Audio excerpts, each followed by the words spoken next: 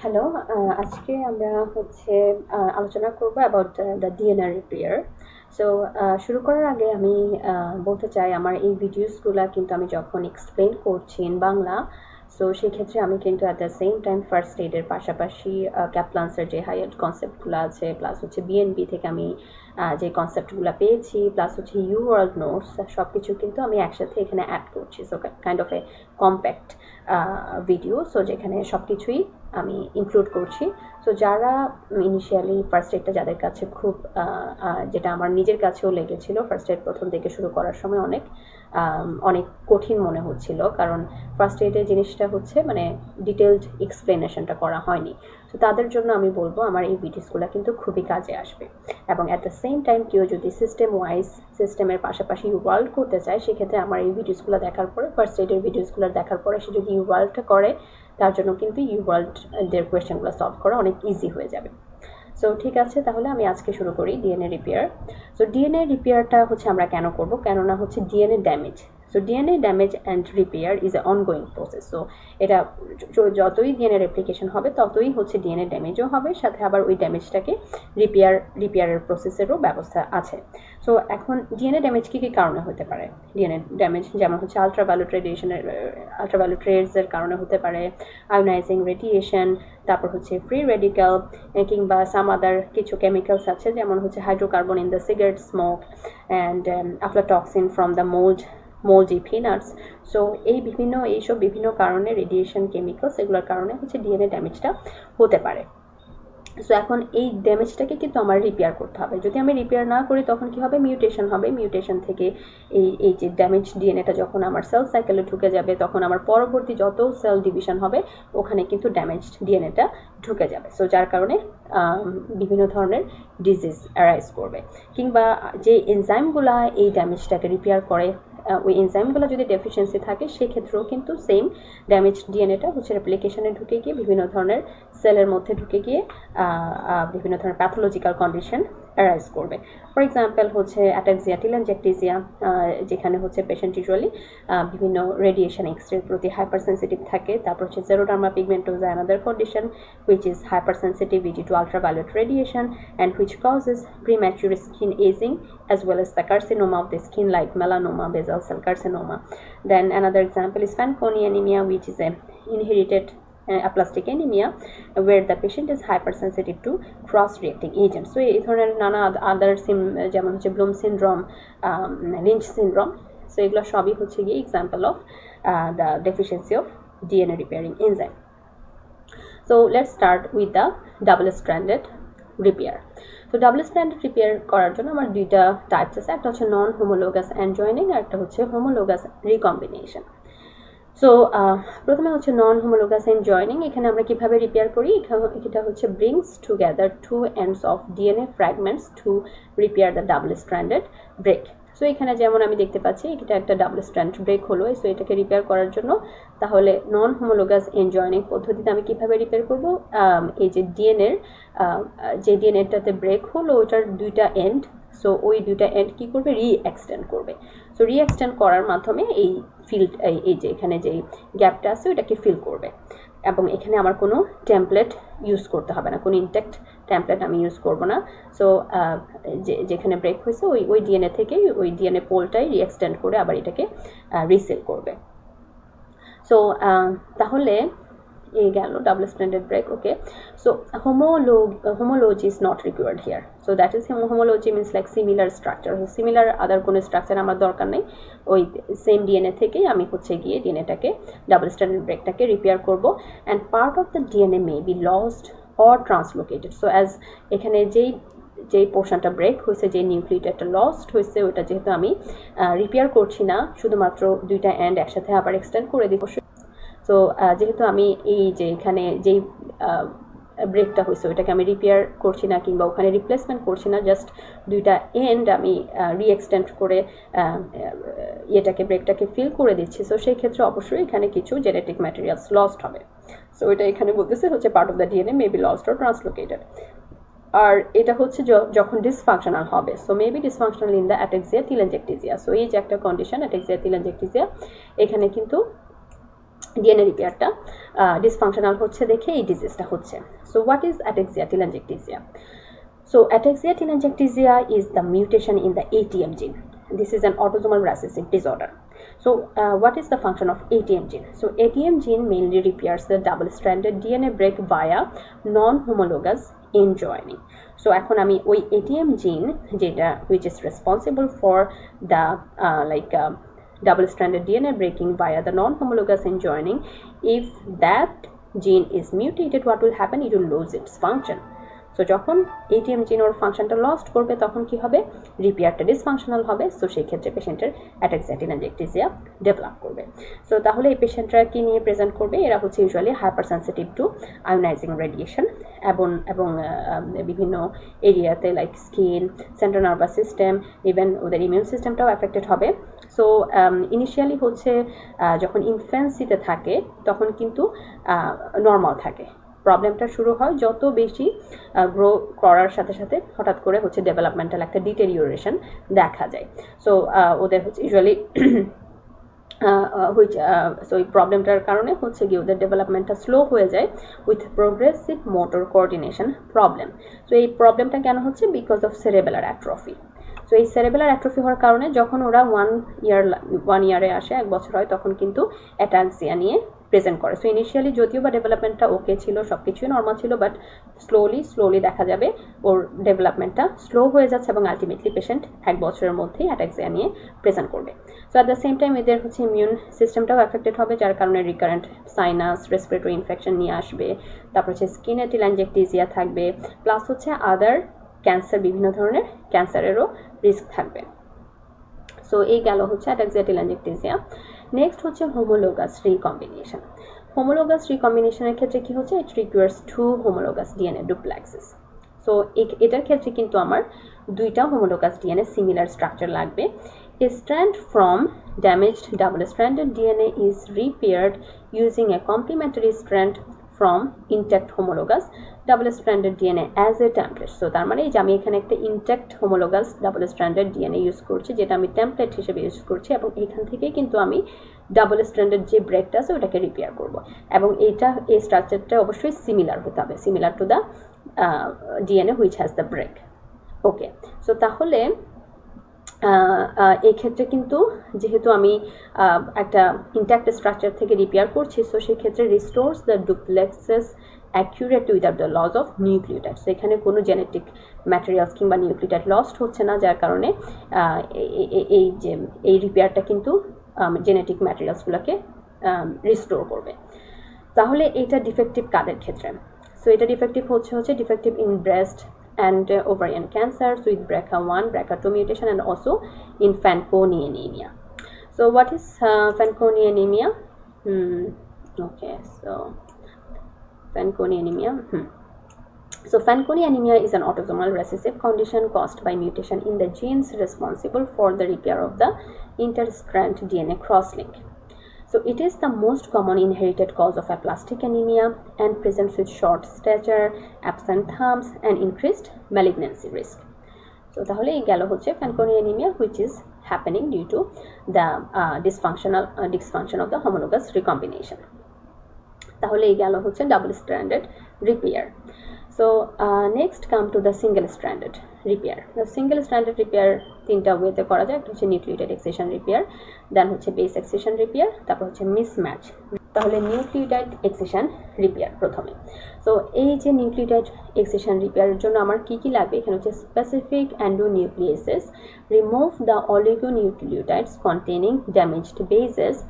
So এখানে mainly প্রবলেমটা হচ্ছে একটা সেম স্ট্র্যান্ডের নিউক্লিওটাইডে।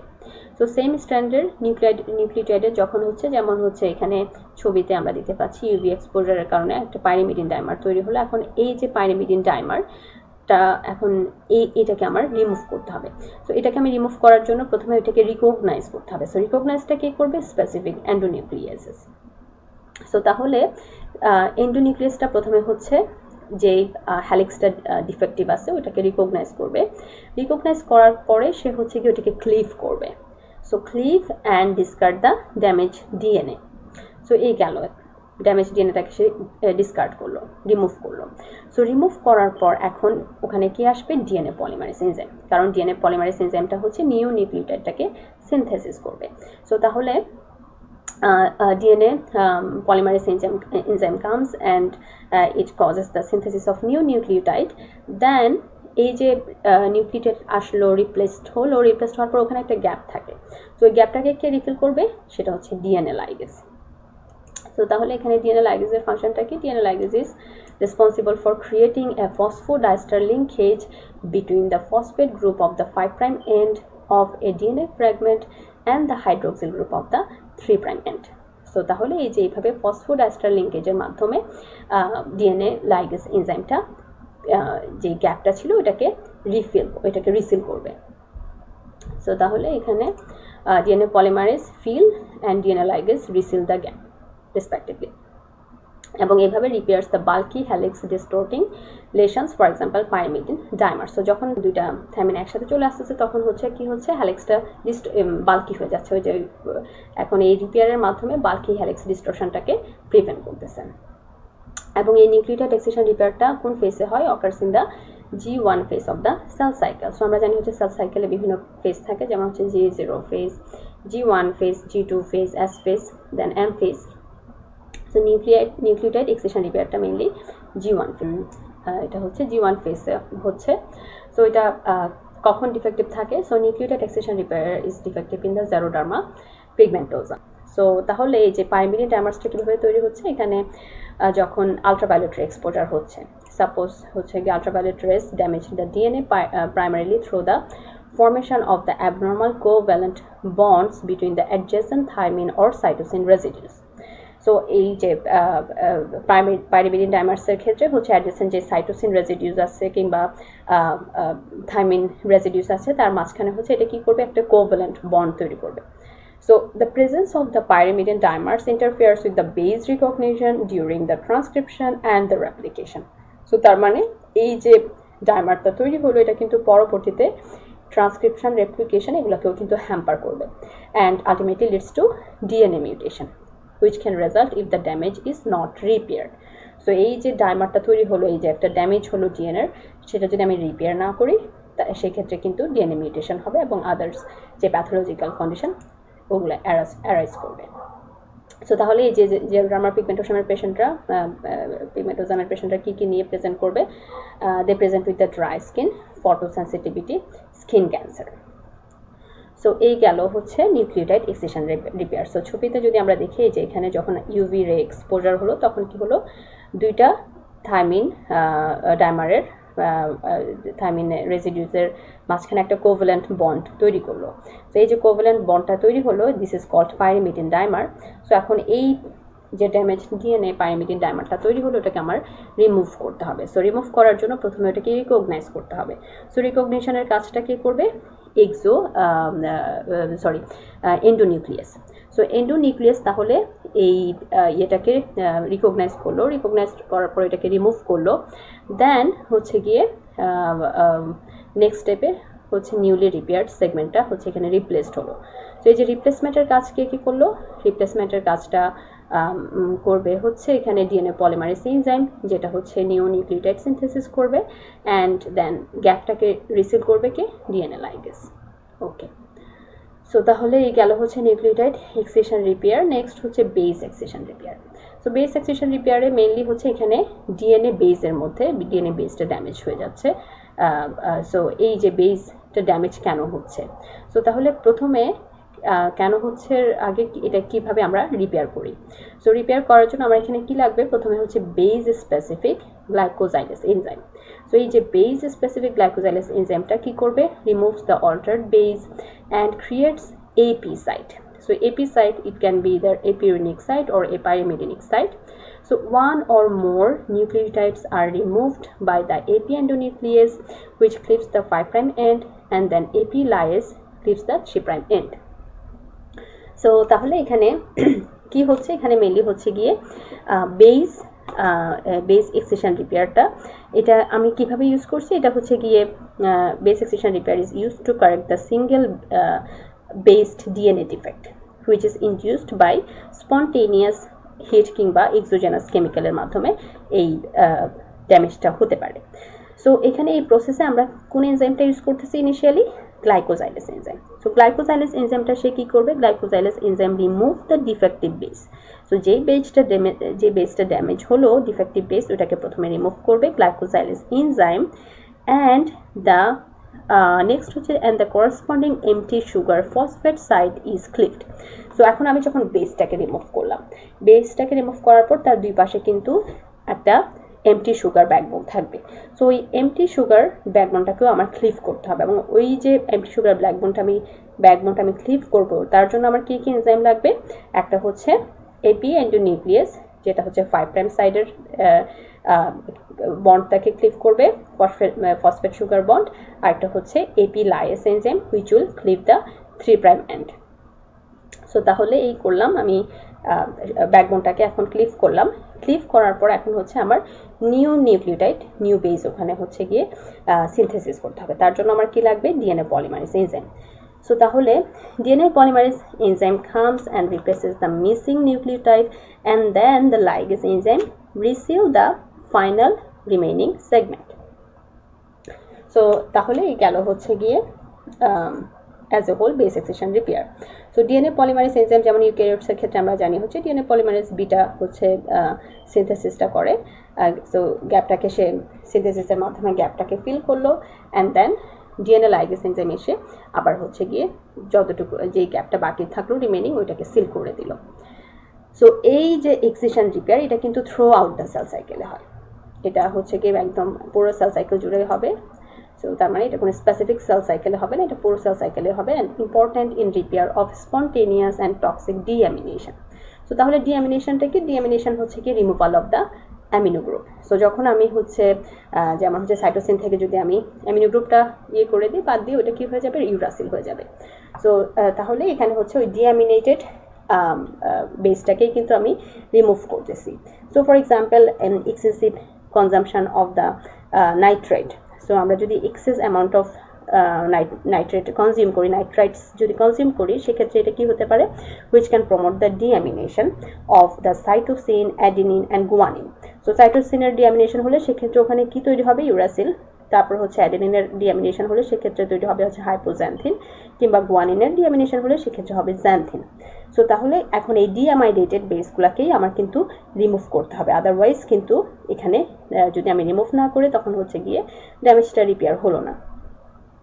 সো তাহলে এই যে abnormal bases, if this abnormal bases are not removed, আমি যদি রিমুভ না করি সেই ক্ষেত্রে, কিংবা আমি যদি কারেক্ট বেস দিয়ে এদেরকে রিপ্লেস না করি, সেক্ষেত্রে কি হবে? ডিএনএ মিউটেশন হবে, এবং ডিএনএ মিউটেশনের মাধ্যমে পরবর্তীতে কার্সিনোজেনেসিস রেজাল্ট করবে। সো তাহলে এখানে ছবিতে আমরা যদি দেখি, এখানে প্রথমে হচ্ছে একটা ডিঅ্যামাইডেটেড সাইটোসিন বেস। সো ডিঅ্যামাইডেটেড সাইটোসিন বেসটা যখন সাইটোসিনটা যখন ডিঅ্যামাইডেটেড হয়ে গেল, এটা হয়ে গেল ইউরাসিল। সো এটাকে আমার রিমুভ করতে হবে। সো রিমুভ করার জন্য প্রথমে আমার হচ্ছে গ্লাইকোজাইলেস এনজাইমটা আসলো। So glycosylase removes the base, then once glycosylase removes the base, next I have the backbone, the empty backbone, that is the phosphate sugar. So এই ফসফেট সুগারটাকে আমার এখন ক্লিভ করতে হবে। সো এই ক্লিভটা করার জন্য আমার আসলে হচ্ছে endonuclease and lyase. So endonuclease cleave at the 5 prime end and lyase cleave at the 3 prime end. So next হচ্ছে গিয়ে এটা ক্লিভ হলো, ক্লিভ হওয়ার পরে তারপর হচ্ছে গিয়ে এখন ডিএনএ নতুন যে বেসটা আসবে, এটা সিনথেসাইজ হবে by DNA polymerase beta, and then reseal the gap by the DNA ligase. Okay, so এই গেল হচ্ছে base excision repair. So next হচ্ছে মিসম্যাচ রিপেয়ার। এটা হচ্ছে সবচেয়ে বেশি ইম্পর্টেন্ট। মিসম্যাচ রিপেয়ার, এটার যদি ডিফেক্টিভ হয় সেক্ষেত্রে অনেক ধরনের প্যাথোলজিক্যাল কন্ডিশন অ্যারাইজ করতে পারে। সো প্রথমে হচ্ছে what is mismatch nucleotide. Okay, so mismatched nucleotides in newly synthesized strand are removed, and then the gap is filled and resealed.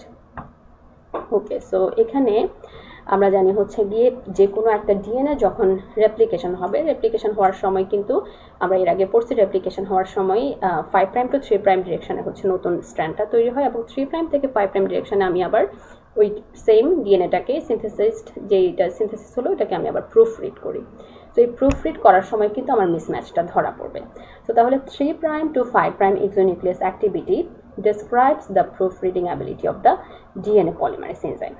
So this ability allows for the recognition and repair of the mismatched bases during the DNA replication.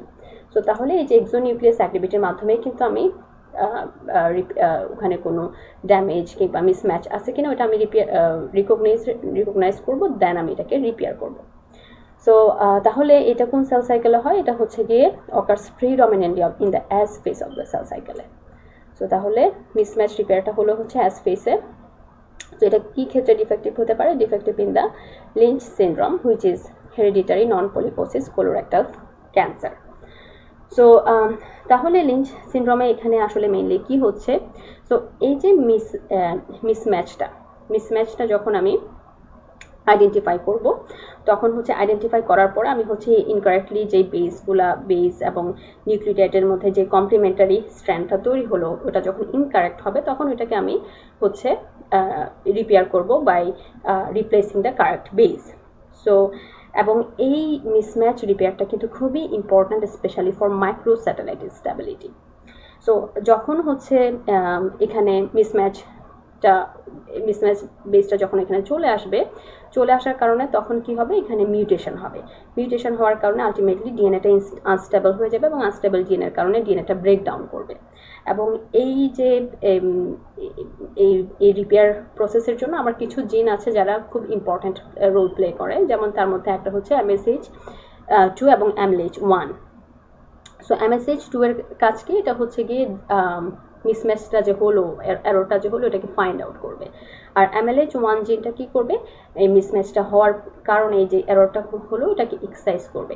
Excise করার পরে ওই mismatch বেসটাকে remove করবে। এখন এই জিনগুলোতে যদি mutation হয় তখন কি হবে? তখন কিন্তু আর রিপেয়ারটা হবে না, মিসম্যাচটাও ফাইন্ড আউট করা যাবে না, প্লাস এটাকে রিমুভ করাও যাবে না, এক্সিশন করাও যাবে না। সো তাহলে সেক্ষেত্রে ওই মিউটেশনের কারণেই কিন্তু লিঞ্চ সিনড্রোমটা অ্যারাইজ করবে।